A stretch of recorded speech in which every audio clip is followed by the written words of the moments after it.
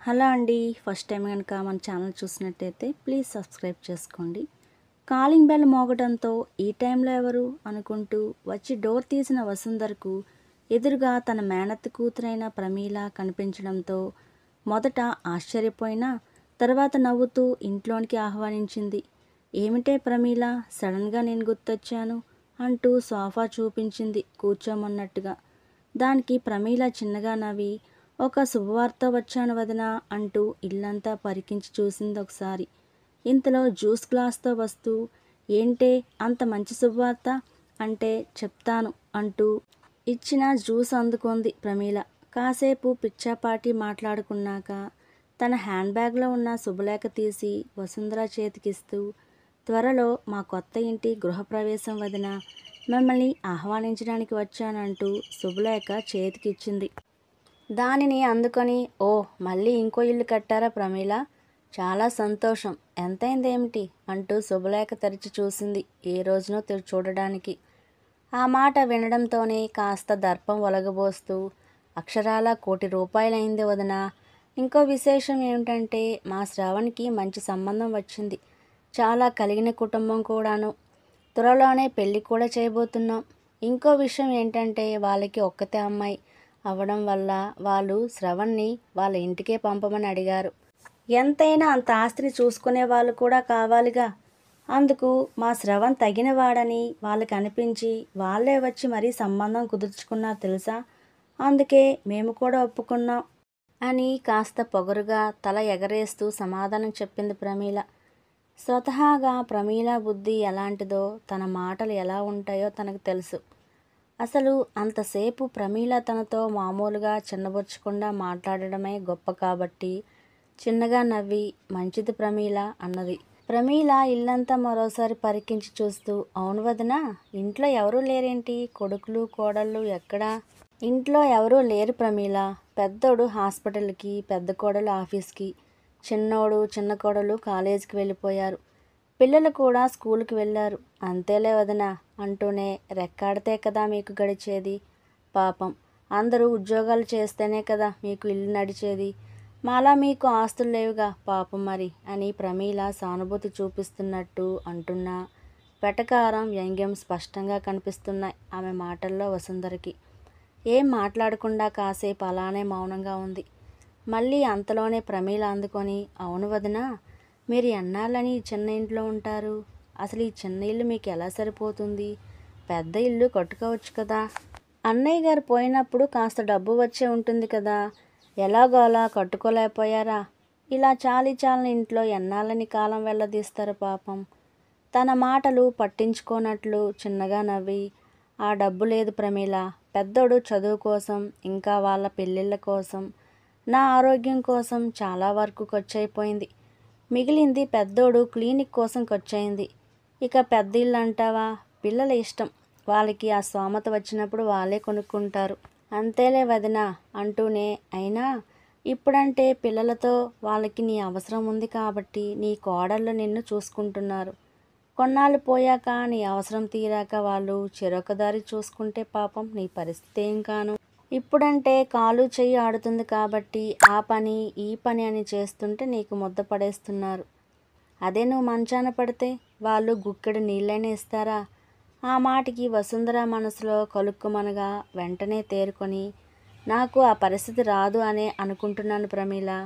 అంత నమ్మకంగా ఎలా చెప్పగలవు వదినా అన్న ప్రమీల మాటకి, నమ్మకం నాకు నా పిల్లల మీద, నా పెంపకం మీద ఉన్న నమ్మకంతోనే ప్రమీల అన్నది వసుంధర.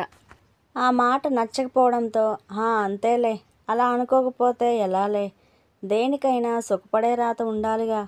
మనిద్దరికీ అటు ఇటుగా ఒకేసారి పెళ్ళిళ్ళయ్యాయి. ఇద్దరు భర్తలవి ప్రభుత్వ ఉద్యోగాలే. నేను చూడు, నలుగురు పనివాళ్లతో 2 పెద్ద ఇల్లు కట్టుకుని దర్జాగా కారులో తిరుగుతున్నాను. కానీ మీరు మాత్రం ఇలా చిన్న ఇంట్లో చాలకుండా ఉండిపోయారు. దేనికైనా అదృష్టం ఉండాలే అని నిష్ఠూరమాడుతున్న ప్రమీలను చూసి కళ్ళు ఎర్రచేసింది వసుంధర. ఏదో అందామనుకొని ఇంటికి వచ్చిన వాళ్ళకి అవమానం చేసినట్లవుతుంది అని అంతలోనే తమాయించుకొని కాస్త మెత్తగా, చాలనివి అని నువ్వు అనుకుంటున్నావు ప్రమీల, నేను కాదు. మేము కావాలి అనుకుంటే ఎప్పుడో నా కొడుకులు పెద్ద ఇంటికి మార్చేవారు. కానీ వాళ్ళకి వాళ్ళ తండ్రి కష్టం మీద ఉన్న విలువ, నాకు ఈ ఇంటితో ఉన్న అనుబంధం వాళ్ళకి తెలుసు కాబట్టి వారి తండ్రి జ్ఞాపకంగా ఉన్న ఇంటిని ఒక్క ఇటుకు కూడా కదపకుండా అలాగే ఉంచేశారు. వాళ్ళ నాన్నకి నచ్చినట్టుగా, కనీసం వాళ్ళకి తగ్గట్టు మార్పులు కూడా చేయకుండా. వసుంధర మాట ప్రమీలకి చెంపదెబ్బ పడ్డట్టుగా చిన్న ఉలికిపాటికి గురిచేసింది. ముఖ్యంగా తన భర్త కష్టమని నొక్కి చెప్పేసరికి తనని తాను మరచి తనలో ఉన్న అసూయని మరోమారు బయటపెట్టింది. మార్పులు చేయలేక, కనీసం పని వాళ్ళని పెట్టుకునే స్తోమత కూడా లేక వదిలేశారని నిజం చెప్పొచ్చుగా వదినా. ఇలా మంచి, ప్రేమ అనే ముసుగు మాటలు ఎందుకు? నువ్వు ఎలా అనుకున్నా నాకు నష్టం లేదు ప్రమీల. నాకు నీలా డాంబికాలకు పోవాల్సిన అగత్యం లేదు. నాకు నా భర్త కష్టంతో కట్టిన ఈ ఇల్లు, నా బిడ్డలు ప్రేమగా పిలిచే అమ్మ అన్న పిలుపు, నా మనవళ్ళు చెప్పే ఊసులు అవి చాలు నాకు. అంతకన్నా నేను ఏమీ ఆశించడం లేదు కూడా. వసుంధర చెప్పిన సమాధానం విన్న ప్రమీల పెద్దగా నవ్వి, ఏంటి వదినా నువ్వు మాట్లాడేది? ఇవి చాలా. అసలు నీకు సంతోషంగా బ్రతకడం కూడా తెలిసినట్లేదు. ఈ చిన్న ఇంట్లో నువ్వు నీ వాళ్ళ మధ్య ఇరుకుగా బ్రతుకుతూ సంతోషంగా ఉన్నాను అంటే నన్ను నమ్మమంటావా? సంతోషం అంటే ఏంటో, ఎలా బ్రతకాలో నన్ను చూసి నేర్చుకో. ఆ మాటలకి అప్పటిదాకా సహనంగా ఉన్న వసుంధరకి ఇక కోపం తారాస్థాయికి చేరడంతో కాస్త గట్టిగానే, అవును ప్రమీల, అన్నయ్య గారు ఉద్యోగం పోయాక అసలు ఎక్కడా ఇంతవరకు కనిపించలేదేంటి? అవును, ఆ లంచం తీసుకున్న కేసు ఎంతవరకు వచ్చింది? ఎంత శిక్ష పడచ్చు అంటున్నారు? అన్నయ్య గారు నిన్ను కాదని ఇంకో ఆవిడతో కూడా సంబంధం పెట్టుకున్నారని, ఇప్పుడు ఆవిడతోనే ఉంటున్నారని విన్నాను. నిజమేనా? వరుసగా తనపై ప్రశ్నల బాణాలు వదులుతున్న వసుంధరను చూసి ఒకంత ఆశ్చర్యానికి లోనైంది ప్రమీల. అడుగుతుంటే సమాధానం చెప్పవేమే అన్న వసుంధర మాటలకు మొహం నేలకి దించేసింది ప్రమీల. సమాధానం చెప్పలేవు కదా ప్రమీల, అందుకే ఎవరిని మన స్థితిని మర్చిపోయి మాటలు అనకూడదు. ఇల్లు కట్టాము అనే సంబరపడుతున్నావు, కానీ నువ్వు నీ జీవితాన్ని కోల్పోయిన సంగతి మర్చిపోయావు. ఆస్తులు, కార్లు, బంగళాలు అవి నీ దర్పానికి ఆనవాళ్ళు అవ్వగలవేమో కానీ నీ సంతోషానికి కారణం కాలేవు ప్రమీల. నువ్వు అన్నావు కదా, ఈ ఇరుకింట్లో నీకు సంతోషం ఉందా అని. అవును, నా సంతోషం, నా మధురానుభూతులు, నా భర్త జ్ఞాపకాలు, నా పిల్లల ఎదుగుదల సంబంధించిన అన్ని జ్ఞాపకాల సమూహం నాకు ఇంటితో విడదీయరాని బంధాన్ని పెనవేసింది.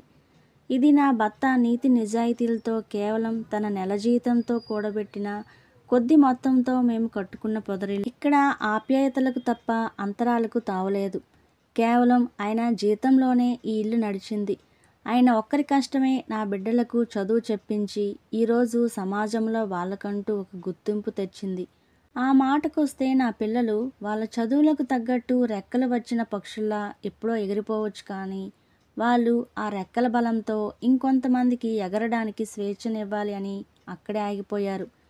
కేవలం మేము నేర్పిన కొద్దిపాటి విలువలను వెలకట్టలేని సంస్కారంగా మలుచుకొని నలుగురికి ఉపయోగపడుతూ తండ్రి అడుగుజాడల్లో నడుస్తున్నారు. డాక్టర్గా నా పెద్ద కొడుకు ఏ పెద్ద కార్పొరేట్ హాస్పిటల్లో అయినా పనిచేస్తే లక్షల కొద్దీ జీతం గడించవచ్చు, కానీ వాడు పేదవాళ్ళకి సహాయపడాలి అనే ఉద్దేశంతో చిన్న క్లినిక్ పెట్టుకొని 10 మందికి తక్కువ ఖర్చుతో వైద్యం చేస్తున్నాడు. ఇక నా చిన్న కొడుకు, కోడలు కూడా పెద్ద పెద్ద కాలేజీల్లో ఉద్యోగాలు చేస్తున్నా పేద విద్యార్థులకు కూడా వారాంతరాల్లో ఉచితంగా వారికి చదువు చెప్తున్నారు. నలుగురికి ఆదర్శంగా నిలుస్తున్నారు. ఇక నా విషయానికి వస్తే నాకు నా బిడ్డలకి కడుపు నిండా కమ్మగా వండిపెట్టి వాళ్ళు తింటుంటే మురిసిపోవడంలో ఉన్న సంతోషం ఇక దేనిలో లేదు అని నా అభిప్రాయం. అందుకు నాకు పని మనుషులు అక్కర్లేదు. నా మనవలకు నేను పెట్టే గోరుముద్దలు, వారి ముద్దు ముద్దు మాటలు వింటూ నా వయసుని, నా ఒంటరితనాన్ని నేను మర్చిపోయేలా వాళ్ళతో నేను ఆడే ఆటలు, అల్లరి ప్రతిదీ నాకు ఎంతో సంతోషాన్ని ఇచ్చేదే. వారి కోసం నేను చేసే ప్రతి చిన్న పనిలో ఎంత కష్టం ఉన్నా అది నాకు ఎంత సంతోషాన్ని ఇస్తుంది. అసలు నా పిల్లలు నా కళ్ళ ముందు ఉన్నారు అన్న ఆ ఒక్క విషయం చాలు నేను ఎంత సంతోషంగా ఉన్నానో చెప్పడానికి.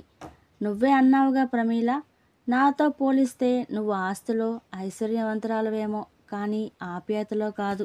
నీ దర్పాల కోసం, నీ హంగుల కోసం నీ భర్తని లంచగొండిని చేశావు. భారీగా నీ బాధ్యతని గాలికి వదిలి చెడు స్నేహాలకు, అలవాట్లకు బానిసయ్యేలా చేశావు.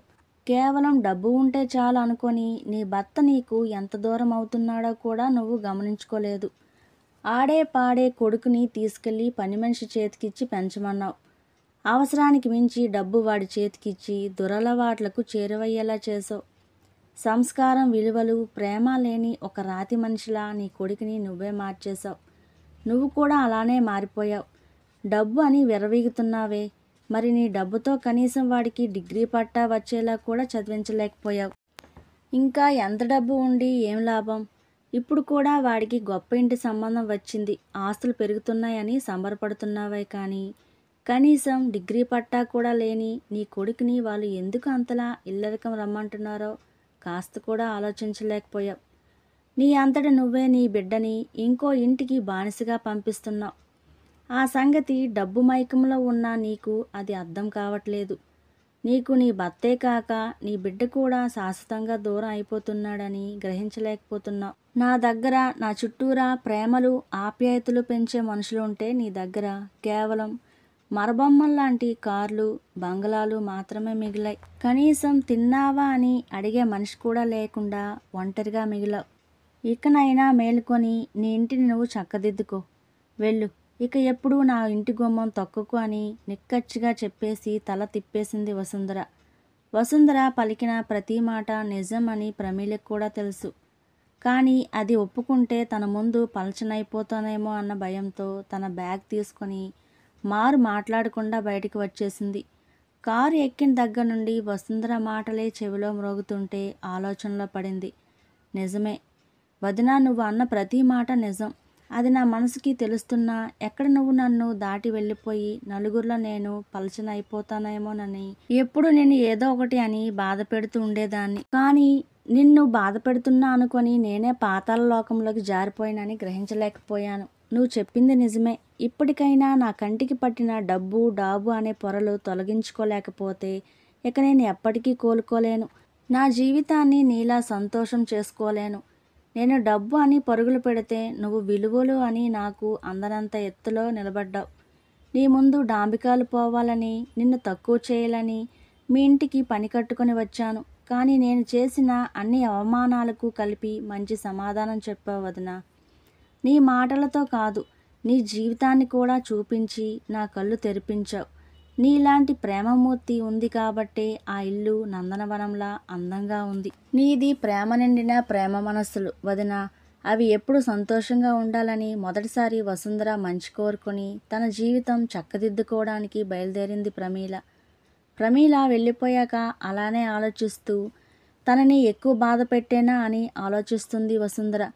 కాసేపటికి తనలో తనే, లేదు, నేను అలా మాట్లాడకపోతే ఇప్పటికే భర్తని దూరం చేసుకుంది, ఇప్పుడు కొడుకును కూడా దూరం చేసుకుంటుంది పిచ్చిది. ఇప్పుడు తెలియకపోయినా తర్వాత చాలా బాధపడుతుంది. ఎప్పుడు నన్ను ఏమన్నా ఆ మాటలో ఏదో అమాయకత్వం కనిపించేది. కానీ ఇప్పుడు పొగరు చూశాను ఆ మాటల్లో. ఎంత నా స్నేహితులైనా, నా బంధువులైనా నా బిడ్డలంటే ఈ తల్లి మనసు ఎలా ఊరుకుంటుంది? అందుకే దానికి ఎదురు చెప్పాను. అదీ కాక శ్రవణ్ పాపం వాడు చిన్నప్పటి నుండి తల్లి ప్రేమ దొరక్క నా దగ్గర అది వెతుక్కునేవాడు. నాకు దగ్గరవుతున్నాడని వాడిని మా నుండి దూరంగా పంపి గెలిచానని సంబరపడింది. కానీ వాడు ఎంత బాధ అనుభవించాడో అర్థం చేసుకోలేకపోయింది. ఇప్పుడు కూడా మళ్ళీ అదే తప్పు చేస్తుంది. ఇప్పుడు శ్రవణ్ని దూరం చేసుకుంటే ఇక వాడు ఎప్పటికీ ప్రమీల్ని దగ్గరికి రానివ్వడు. అందుకే కాస్త నొప్పించినా తప్పులేదు. ఇకనైనా తనలో మార్పు వస్తే బాగుండు అనుకుంటూ నిట్టూర్చి తన పనిలో తాను ఉండిపోయింది. శ్రవణ్ కూడా ఫోన్ చేసి రమ్మని గొడవ చేయడంతో తప్పక శ్రవణ్ని నొప్పించలేక ఇష్టం లేకపోయినా గృహప్రవేశానికి వెళ్ళింది వసుంధర. అక్కడి వెళ్ళగానే నవ్వుతూ ఎదురు వచ్చి ఆప్యాయంగా పలకరించిన ప్రమీల దంపతులను చూసి ఆశ్చర్యపోయింది. అంతేకాదు, ముఖ్యంగా శ్రవణ్ని చూసి ఇంకా ఆనందపడింది. ఎంతో బాధ్యతగా అక్కడ వ్యవహారాలు చక్కబెడుతున్నాడు శ్రవణ్. ఇదివరకు శ్రవణ్ అయితే ఈ పాటికి తాగేసి ఏదో ఒక గొడవ చేస్తూ ఉండేవాడు. కానీ తనని అలా చూడడం చాలా సంతోషంగా అనిపించింది వసుంధరకి. ఇంతలో వసుంధరని చూసిన శ్రవణ్ అత్త అంటూ వచ్చి హత్తుకొని చక్కగా మాట్లాడుతుంటే ఇంకా ఆశ్చర్యంగా ఉంది తనకి. ముఖ్యంగా శ్రవణ్ మొహంలో తాండవం చేస్తున్న ఆనందం చూస్తుంటే ముచ్చటేసింది. కానీ ఇదంతా ఎలా సాధ్యమైందో అర్థం కాలేదు తనకి. ఎందుకంటే ఎప్పుడు గొప్ప కోసం ప్రమీల ఏం చేసినా ఇప్పుడు ఉన్నంత ఒద్దికగా ఏ కార్యక్రమాలు జరగలేదు ఇప్పటి వరకు ప్రమీల ఇంట్లో. అందుకే ఇంతలా ఆశ్చర్యపోయింది. ఫంక్షన్ అయిపోయే వరకు వసుంధర్ని వెళ్ళనివ్వలేదు శ్రవణ్. అంతా అయ్యాక వసుంధర దగ్గరికి వచ్చి ప్రమీల కన్నీళ్లతో మనస్ఫూర్తిగా తనకి క్షమాపణలు చెప్పింది. అయోమయంగా చూస్తున్న వసుంధరని చూసి చిన్నగా నవ్వి, ఏంటి వదిన విచిత్రంగా ఉంది కదా నన్ను చూసి? ఉండే ఉంటుందిలే, ఎందుకంటే నేను చిన్ననాటి స్నేహితురాలు ప్రమీలుగా నీ ముందుకు మళ్ళీ తిరిగి వచ్చింది కదా అని వసుంధరనే హత్తుకొని, నువ్వు అన్న ప్రతి మాట నిజం వదిన. అవసరం కోసం వాడే వాటిని చూసుకొని ఆప్యాయతలు ప్రేమలు దూరం చేసుకున్నాను. కానీ నీ జీవితాన్ని నాకు చూపించి నేను చేసిన తప్పేంటో నాకు చెప్పావు. చెంప దెబ్బ కొట్టి ఉంటే మారకపోయేదాన్నేమో. కానీ అరమరికలు లేని నీ జీవితాన్ని, నీ బిడ్డల్ని నాకు చూపించి నన్ను మార్చేశావు. అందుకే మీ ఇంటి నుండి రాగానే ముందు శ్రవణ్కి కుదిర్చిన పెళ్లి రద్దు చేసేశాను. నా భర్తకు క్షమాపణలు అడిగి మళ్ళీ నా దగ్గరకు తెచ్చుకున్నాను. మళ్ళీ నా వాళ్ళ ప్రేమకి దగ్గరయ్యాను. కాదు అయ్యేలా నువ్వు బుద్ధి చెప్పి మార్చేశావు అని తనకి దూరంగా జరిగి చేతులు పట్టుకొని, తప్పని తెలిసిన నీ విషయంలో చాలాసార్లు నేను నిన్ను అవమానించాను. నన్ను క్షమించు వదిన. మళ్ళీ నీ ప్రమీలని దగ్గరికి తీయవా? నాకు నా వసుంధరని తిరిగి ఇవ్వవా అని కన్నీళ్లతో చిన్నపిల్లలా అడుగుతున్న ప్రమీలను చూసి చిన్నగా నవ్వి, ఏంటి ప్రమీ ఇది చిన్నపిల్లలా అని కళ్ళు తుడిచి, ఇప్పటికైనా జీవితంలో డబ్బు ముఖ్యం కాదు, బంధాలు ముఖ్యమని తెలుసుకున్నావు, అదే చాలు. ఇక హాయిగా ఇన్నాళ్ళు కోల్పోయిన ప్రేమని నువ్వు పొంది నీ వల్ల మీ వాళ్ళు కోల్పోయిన ప్రేమని వాళ్ళకి ఇవ్వు అని నవ్వింది. మా అమ్మ ప్రేమని మాకు తిరిగి ఇచ్చినందుకు నీ రుణం ఎలా తీర్చుకొని అత్త అని అడుగుతున్న శ్రవణ్ని చూసి ప్రేమగా దగ్గరకు తీసుకొని, తొందరగా నీకంటూ మంచి గుర్తింపు తెచ్చుకొని నీ పాత జీవితాన్ని వదిలిపెట్టు శ్రవణ్, అదే చాలు అని నవ్వి ఇక బయలుదేరుతానని చెప్పి సంతోషంగా అందరికీ చెప్పి బయలుదేరింది వసుంధర. వెళుతున్న వసుంధరని చూస్తూ మనసులోనే కృతజ్ఞతలు తెలుపుకున్నారు ఆ కుటుంబం. ఇంటికి వచ్చిన వసుంధర అక్కడ జరిగిన సంఘటనలు ఇంట్లో వాళ్లకు చెప్పగానే ముందు ఆశ్చర్యపోయినా తర్వాత ఆనందపడ్డారు. ఈ స్టోరీ కనుక మీకు నచ్చినట్లయితే ప్లీజ్ లైక్ చేయండి, మీ ఫ్రెండ్స్ అండ్ ఫ్యామిలీ మెంబర్స్కి షేర్ చేయండి. Thank you.